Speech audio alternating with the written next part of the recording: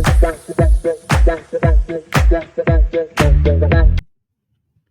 Hello everyone. तो आज हम लोग करने जा रहे हैं most important biology diagrams of class 10th। उनमें जो सबसे पहला है वो है न्यूरॉन। न्यूरॉन जैसा कि आप सबको पता ही है, जिसको हम बोलते हैं नर्व सेल, ये एक बेसिक कंपोनेंट है आपके नर्वस सिस्टम का।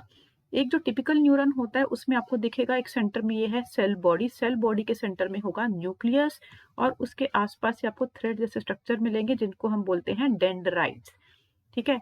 और इसके बाद ये जो सेल बॉडी है, इसके बाद आप ये लंबा सा जो स्ट्रक्चर देख रहे हो इसको हम बोलते हैं एक्सन। एक्सन के ऊपर एक पतली सी लेयर होती है जिसको हम बोलते हैं माइलिन शीथ। ठीक है। अब ये दो आप इनके बीच में देख रहे हो गैप होता है। ठीक है। एक्सन के बीच में छोटे छोटे गैप्स हैं, इनको हम बोलते हैं नोड्स ऑफ रेनवियर। ठीक है। और जो लास्ट में का पार्ट है उसको हम बोलते हैं एक्सॉन टर्मिनल। अब देखो, एक क्वेश्चन आता है आपको कि जो इलेक्ट्रिक इम्पल्स है वो रिसीव कहाँ पे होती है, तो आप लिखोगे इलेक्ट्रिक इम्पल्स रिसीव होती है डेंड्राइट्स पे। और वो रिलीज कहाँ पर होती है, वो रिलीज होती है एक्सॉन टर्मिनल पे इन the form of neurotransmitter. So our next important diagram is of brain. Brain में मेनली 3 पार्ट्स होते हैं। फर्स्ट है आपका फोर ब्रेन, देन है आपका मिड ब्रेन एंड उसके बाद है आपका हिंड ब्रेन। ठीक है। फोर ब्रेन आपका सबसे ज्यादा पार्ट ऑक्यूपाई करता है आपके हेड का। तो ये देखिए, ये जो पार्ट है दैट इज योर सेरिब्रम, ये आपके फोर ब्रेन में आता है। And hypothalamus, cerebrum and hypothalamus ये आपके फोर ब्रेन का पार्ट बन जाते हैं। ठीक है। अब आप ये देख रहे हो, ये वाला आपका पोर्शन है मिड ब्रेन का। The last is very very important part, this is hind brain. Hind brain के अंदर क्या क्या आ जाता है, ये जो पार्ट आप देख रहे हो this is known as pons, और उसके नीचे आ जाता है मेडुला। और ये जो आप ये फ्लावर जैसा पार्ट देख रहे हो, है ना, ये आपको कॉलीफ्लावर जैसा पार्ट दिख रहा है, दिस इज योर सेरिब्लम। तो cerebellum is very very important part of your hind brain. So our next important diagram is of reflex arc. Reflex arc is the shortest pathway followed by the impulse through the central nervous system to the effector. ठीक है। ये एक shortest pathway है जो कि एक reflex action follow करता है। ठीक है। सपोज करो आपके हाथ ने एक हॉट ऑब्जेक्ट को टच करा, तो इसको रिसेप्टर जो आपके हैंड में प्रेजेंट है वो रिसीव करेंगे, और ये जो इलेक्ट्रिक इम्पल्स जनरेट होगी इसको सेंसरी न्यूरॉन लेके जाएगा आपकी स्पाइनल कॉर्ड तक, और स्पाइनल कॉर्ड उसको इंटरप्रेट करेगी और आगे मसल्स को क्या करना है ये इंफॉर्मेशन देगी। और इस इंफॉर्मेशन को कौन लेके जाएगा, मोटर न्यूरॉन इफेक्टर मसल्स तक, और इफेक्टर मसल्स कॉन्ट्रैक्ट करेंगे और आपका हाथ पीछे की साइड रिमूव हो जाएगा।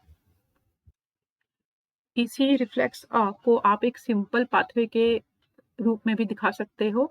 इसमें देखिए, फर्स्ट आपको स्टिमुलस रिसीव करी रिसेप्टर ऑर्गन ने, ठीक है, और उसको सेंसरी नर्व्स लेके जाती हैं स्पाइनल कॉर्ड तक। स्पाइनल कॉर्ड उस इंफॉर्मेशन को देती है मोटर नर्व्स को। मोटर नर्व इफेक्टर ऑर्गन को गाइड करती हैं कि उनको कैसी रिस्पॉन्स देनी है। तो ठीक है, आप डायग्राम भी बना सकते हो और आप इसको सिंपल पाथवे की फॉर्म में भी शो कर सकते हो। So now our next important diagram is of human excretory system. इसमें मेनली आपकी दो किडनीज होती हैं। ठीक है। बीन शेप्ड किडनीज हैं। There are two pair of kidneys, a pair of ureter, a urinary bladder and urethra. ठीक है। किडनी का काम क्या होता है, किडनी का काम है फिल्टरेशन। ठीक है। जो भी आपके बॉडी में ब्लड है उसको ये फिल्टर करती हैं, और जो इम्प्योरिटीज होती हैं in the form of nitrogenous waste, ठीक है, उसको कलेक्ट करती हैं और यूरिन का फॉर्मेशन करती हैं। वो यूरिन, ये जो यूरेटर है, ये दो पेयर ये आपको एक पेयर यूरेटर का दिख रहा है 1 and 2, ये पेयर ऑफ यूरेटर हो गया। ये उस यूरिन को लेके जाता है यूरिनरी ब्लैडर में, for the time being till it is passed out, वो स्टोर हो जाता है। ठीक है। और जब आपको यूरिनेशन की फीलिंग होती है तो urethra, this is the opening, इससे वो बाहर की साइड रिमूव हो जाता है। Now our next important diagram is of human digestive system. The primary function of digestive system is to break down the food. ठीक है। प्राइमरी मेन फंक्शन हमारे डाइजेस्टिव सिस्टम का क्या है, खाने को ब्रेक करना, both mechanically as well as by using the enzymes to release the energy. ठीक है। तो इसके लिए क्या होता है, first of all food is taken inside the mouth, हम फूड को खाते हैं।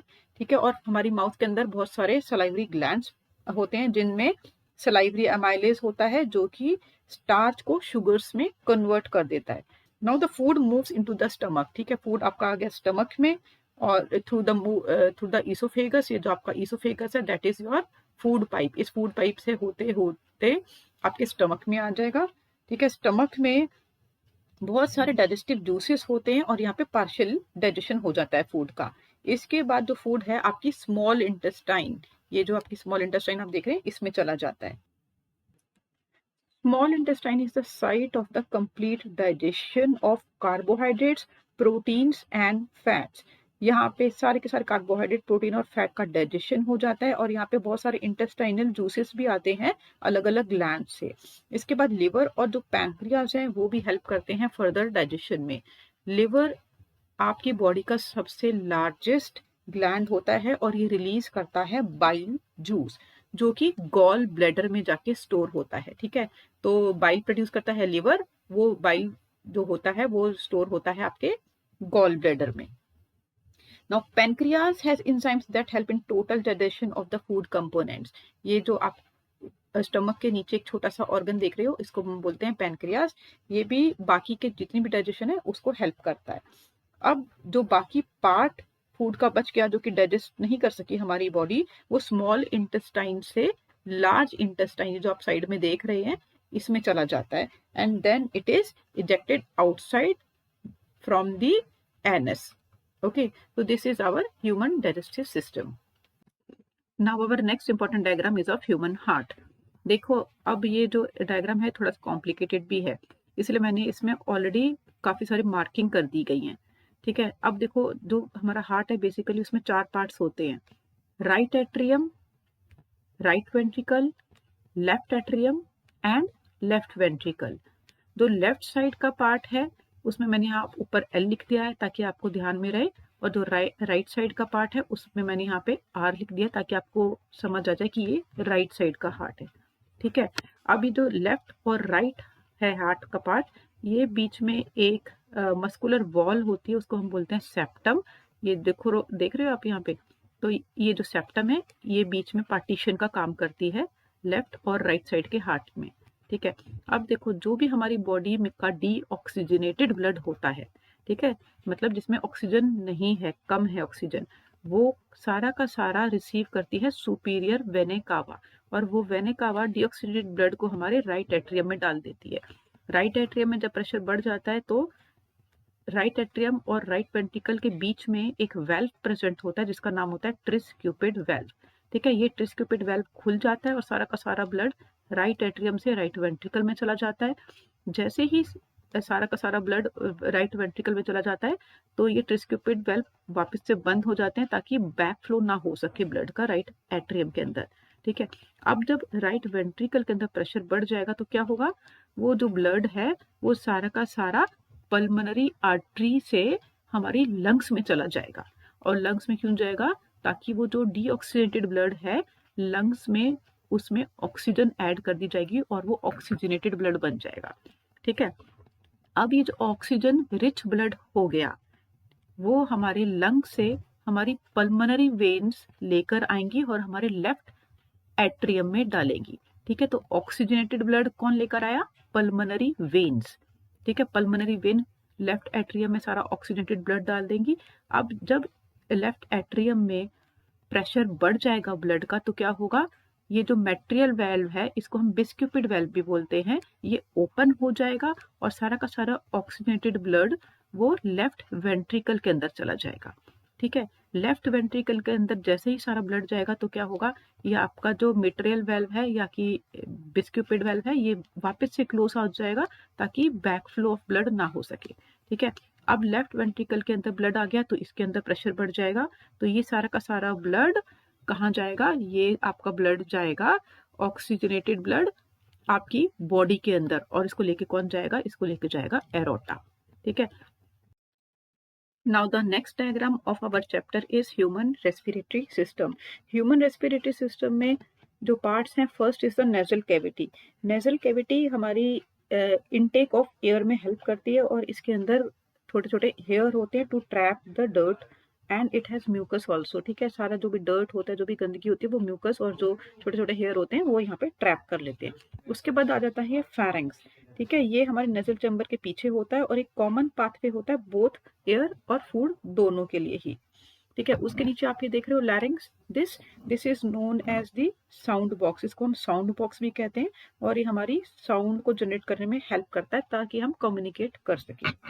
ठीक है, इसके आप ऊपर एक और चीज देखोगे, दिस इज एपिग्लॉटिस, ये एक लीफ जैसा स्ट्रक्चर होता है जो कि ग्लॉटिस को कवर करता है and thus it prevent the entry of food into the food pipe. ठीक है, ताकि हम खाते हुए एकदम से खाना हमारी विंड पाइप में ना चला जाए, इसको कवर कर लेता है विंड पाइप को, ताकि खाना सीधे सीधे फूड पाइप में जाए, विंड पाइप में ना जाए। ठीक है, and next is your trachea, ये trachea means this is the food pipe. ठीक है, रिंग ऑफ कार्टिलेजिस का बना होता है। उसके बाद आप देख रहे हो ट्रैकिया आगे जाके डिवाइड हो जाता है दो साइड में, लेफ्ट एंड राइट साइड में, और इसको हम बोलते हैं ब्रोंकियाई। ठीक है, तो यहाँ पे आपका लेफ्ट ब्रोंकियाई में डिवाइड हो जाएगा और राइट ब्रोंकियाई में डिवाइड हो जाएगा। फर्दर ये और छोटे छोटे छोटे छोटे चैनल्स में डिवाइड हो जाता है जिसको हम बोलते हैं ब्रोंकियोल्स। उन ब्रोंकियोल्स के ऊपर आपको ये छोटे छोटे से बलून जैसे स्ट्रक्चर्स दिख रहे होंगे। ये छोटे छोटे बलून्स क्या हैं? ये हैं एल्वियोलाई। ठीक है, ये छोटे छोटे स्ट्रक्चर हेल्प करते हैं एक्सचेंज ऑफ गैसेस में। और ये आपका है lung, a pair of lung, ये दो साइड आपके लंग्स दिख रहे हैं। उसके नीचे आपको ये एक मस्कुलर स्ट्रक्चर दिख रहा है, इसको हम बोलते हैं डायफ्रम।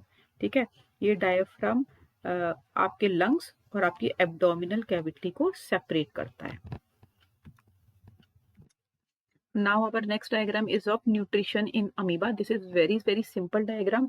अमीबा की कोई भी फिक्स शेप नहीं होती, एक ये यूनिसेलुलर ऑर्गेनिज्म है विद नो फिक्स शेप। जैसे ही देखो कोई फूड पार्टिकल दिखता है तो इसकी साइड ही अपने ये स्यूडोपोडिया, जिसको हम फॉल्स फीड बोलते हैं, इनको बढ़ाने लग जाता है और जो फूड है उसको इनगल्फ कर लेता है। ठीक है, अब फूड को ये एक फूड वैक्यूल के अंदर ले लेता है और कुछ एंजाइम्स रिलीज करता है जिससे कि ये जो भी फूड पार्टिकल था वो इसकी बॉडी में एज इट इज डाइजेस्ट हो जाता है। ठीक है, और ये ग्रो कर लेता है। और next structure is of structure of nephron. Nephron में बेसिकली 4 पार्ट्स होते हैं। One is the glomerulus, next is the Bowman's capsule, then is proximal convoluted tubule, loop of Henle and the distal convoluted tubule. देखो, जो nephron है ये हमारा basic structural unit है kidney का। ठीक है, आप देखिए जो भी ब्लड होता है किडनी से वो सारा का सारा छोटी छोटी कैपिलरीज के फॉर्म में रीनल आर्टरी से ग्लोमेरुलस की फॉर्म में यहाँ पे कलेक्ट हो जाता है। एंड ये जो ग्लोमेरुलस है ये कप शेप स्ट्रक्चर के अंदर है जिसको हम बोलते हैं बोमेंस कैप्सूल। इसके नीचे आप ये देख रहे हो डिस्टल प्रॉक्सिमल कॉन्वोल्यूटेड ट्यूब्यूल है, ये सेलेक्टिवली रीअब्सॉर्ब करता है कुछ सॉल्ट्स को और ग्लूकोज को। उसके बाद जो सारा फिल्ट्रेट होता है वो जाता है लूप ऑफ हैनले में and then it passes into distal convoluted tubule, और वो जो सारा फिल्ट्रेट है in the form of urine वो कलेक्टिंग डक्ट से पास हो जाता है। Now the next diagram is of female reproductive system. There are 2 pair of ovaries, ये आप देख रहे हो left side and right side, ये 2 पेयर होती हैं ओवरीज की। It stores ovum in them. ठीक है, ये ओव्यूम को प्रोड्यूस भी करती हैं और उसको स्टोर भी करती है, as well as it produce the female hormone जिसका नाम है एस्ट्रोजन। ठीक है, ये इसके ऊपर आप ये देख सकते हो ये फिंगर जैसे कुछ स्ट्रक्चर हैं लंबे से, इसको हम बोलते हैं फैलोपियन ट्यूब या फिर ओविडक्ट। ये होती है साइट ऑफ फर्टिलाइजेशन। ठीक है, which is connected to the uterus. Now uterus is the site for the development of the embryo. जो embryo होता है वो uterus में जाके develop होता है। Now next is the cervix and the vagina. Cervix is located at the lowermost part of the uterus and it is involved in connecting the uterus to the vagina. The next diagram is of budding in the yeast. Budding एक method of reproduction है unicellular organisms में, जैसे कि east हो गया, hydra हो गया। ठीक है, इसमें क्या होता है, एक जो भी इसमें हमने एग्जांपल लिया ईस्ट सेल का, इसमें एक छोटा सा प्रोजेक्शन बनने लग जाएगा। ठीक है, जैसे ये प्रोजेक्शन ग्रो होते होते बहुत बड़ा हो जाएगा, मैच्योर हो जाएगा और वो उस बॉडी से, पेरेंट की बॉडी से सेपरेट हो जाएगा और इंडिपेंडेंट इंडिविजुअल के रूप में ग्रो करने लगेगा। Like east it is similar in the hydra also. This is the parent hydra, ये इसके tentacles हैं, and this is the body. इस बॉडी में एक छोटी सी आउटग्रोथ होगी और वो आउटग्रोथ धीरे धीरे बड़ी होने लग जाएगी। जैसे ही वो आउटग्रोथ ज्यादा मैच्योर हो जाएगी, इतनी बड़ी हो जाएगी कि वो सेपरेट होके एक अलग इंडिविजुअल के फॉर्म में ग्रो कर सकती है, तो वो यहाँ से सेपरेट हो जाएगी और एक न्यू हाइड्रा बन जाएगा which can grow independently. Now the next important diagram is of regeneration. ठीक है, रीजनरेशन क्या है? It is a method of reproduction in which part of the body of an organism if cut or broken can develop into a new individual. तो ध्यान रखना, ये एक ऐसा मेथड है रिप्रोडक्शन का जिसमें अगर इंडिविजुअल की बॉडी अगर गलती से कट जाती है या फिर ब्रेक हो जाती है तो वो एक नए इंडिविजुअल में ग्रो कर सकता है। ठीक है, सपोज करो जी जैसे प्लानेरिया है, प्लानेरिया रीजनरेशन के मेथड से ही रिप्रोड्यूस करता है। अगर इसकी बॉडी में कट लग गए, ठीक है, तो 3 पार्ट्स में डिवाइड हो गया, तो हर एक पार्ट फुली ग्रो कर सकता है। तो यहाँ पे अगर 3 पार्ट्स हैं तो 3 डॉटर प्लानेरिया बन जाएंगे। Now the next method of reproduction is fragmentation in Spirogyra. अब देखो इस मेथड में सिंपली जो मल्टी सेलुलर ऑर्गेनिज्म है वो ब्रेक हो जाता है स्मॉलर पीसेस में ऑन मैच्योरेशन। ठीक है, तो ये मल्टी सेलुलर ऑर्गेनिजम्स में होता है, जबकि वो पूरा मैच्योर हो गया है, बड़ा हो गया है, तो उसकी बॉडी छोटे छोटे पार्ट्स में ब्रेकअप हो जाती है और हर फ्रेगमेंट एक नए इंडिविजुअल के फॉर्म में ग्रो कर सकता है। Now again this is one of the very important diagram of your biology. Now this is the longitudinal section of the flower. ठीक है, longitudinal section of flower में आप देख सकते हो मेल और फीमेल दोनों के दोनों पार्ट्स हैं। Pistil is the female part. इसमें क्या है, दिस सेंटर पोर्शन, ये आपका पिस्टिल है, ये आपका फीमेल पार्ट है। ठीक है, फ्लावर का जो टॉप पोर्शन है दिस इज स्टिग्मा, थोड़ा सा स्टिकी होता है, और जो आपको लॉन्ग ट्यूब जैसी दिख रही है this is known as style, और जो बीच में आपको सेंटर थोड़ा मोटा सा पोर्शन दिख रहा है इसको हम बोलते हैं ओवरी। ठीक है, this is the female part. अब इसके साइड में आप एक कुछ देख रहे हो लंबे लंबे से थ्रेड जैसे स्ट्रक्चर, ये this is the male part. ठीक है, इसको हम बोलते हैं स्टेमन। स्टेमन फर्दर सब डिवाइड होता है, ये जो टॉप पार्ट है इसको हम बोलते हैं एंथर, और जो लंबा सा थ्रेड जैसा स्ट्रक्चर है इसको हम बोलते हैं फिलामेंट। ठीक है, तो ये लॉन्गिट्यूडनल सेक्शन ऑफ फ्लावर में फीमेल पार्ट भी है और आपका मेल पार्ट भी है। अब ये जो बाहर जो कलर फुल पत्ते होते हैं इनको हम बोलते हैं पेटल्स। जो ग्रीन कलर का आउटर कवरिंग सी स्ट्रक्चर छोटे छोटे से लीव्स होते हैं फ्लावर के नीचे उसको हम बोलते हैं सेपल। दिस इज रिसेप्टिकल, और उसकी जो डंडी है this is known as pedicel. Now again one of the very important diagram of your chapter is germination of pollen on stigma. ये आपको ड्राइंग के लिए भी आ सकता है और लेबलिंग के लिए भी आ सकता है। देखो इसमें क्या दिखा है, ये जो छोटे छोटे से गोले से आपको दिख रहे हैं these are known as pollen grains. ठीक है, ये पोलन ग्रेन्स हैं। जब पोलन ग्रेन स्टिग्मा के ऊपर ट्रांसफर हो जाते हैं तो क्या होता है, इनमें से ऐसी लॉन्ग सी ट्यूब बननी स्टार्ट होती है जिसको हम बोलते हैं पोलन ट्यूब। ठीक है, अब ये पोलन ट्यूब क्या करती है, आप इस छोटा सा स्ट्रक्चर देख रहे हो, this is male gamete. Male gamete इस पोलन ट्यूब से होते होते जाते हैं और इस ओवरी के अंदर चले जाते हैं। ओवरी के अंदर एग ऑलरेडी पहले से ही प्रेजेंट है, ovule means it is already present there. तो ये जो मेल जर्म सेल है इस ओव्यूल के साथ फ्यूज कर देगा और बन जाएगा जायगोट। इसी प्रोसेस को formation of single cell zygote, this is known as fertilisation. ठीक है, जब मेल जर्म सेल फ्यूज करता है फीमेल जर्म सेल के साथ जो जायगोट बनता है, इसी प्रोसेस को हम बोलते हैं फर्टिलाइजेशन। अब ये जायगोट जो है मल्टीपल टाइम्स डिवाइड करेगा, एम्ब्रियो बनेगा, और जो फाइनली जो ये ओवरी है वो फ्रूट बन जाएगी और जो ओव्यूल्स हैं वो बन जाएंगे उसके seeds. Now last but not the least, most important Mendel's dihybrid cross. Mendel ने क्या करा, मेंडल ने पी प्लांट लिया जिसमें 2 पेयर ऑफ करेक्टर्स थे, shape and colour of the seed. So he selected plant having round and yellow seeds. ठीक है, round और येलो सीड्स लिए, एंड उसने एक और प्लांट लिया जिसमें कि रिंकल्ड ग्रीन सीड्स थे। अब इसको उसने क्रॉस पॉलिनेट करा तो उसको जो भी प्लांट मिले उनका सबका राउंड और येलो कलर था। ठीक है, ये सारे के सारे F1 जनरेशन थी। अब F1 जनरेशन को जब क्रॉस करा गया, सेल्फ पॉलिनेटेड करा गया, तो F2 जनरेशन मिली जिसमें कि 16 प्लांट में से 9 जो थे राउंड और येलो थे। ठीक है, 3 जो थे राउंड और ग्रीन थे, 3 जो थे वो आपके रिंकल्ड येलो थे, और एक जो था वो रिंकल्ड ग्रीन था। सो इन F2 जनरेशन 4 डिफरेंट टाइप के ट्रेट्स मिले। तो जो रेशियो हमें मिला इस डाइहाइब्रिड क्रॉस का वो था 9:3:3:1। So that's all. With this आपके बायोलॉजी के सारे इंपॉर्टेंट डायग्राम, सारे इंपॉर्टेंट कॉन्सेप्ट्स आज खत्म हो चुके हैं।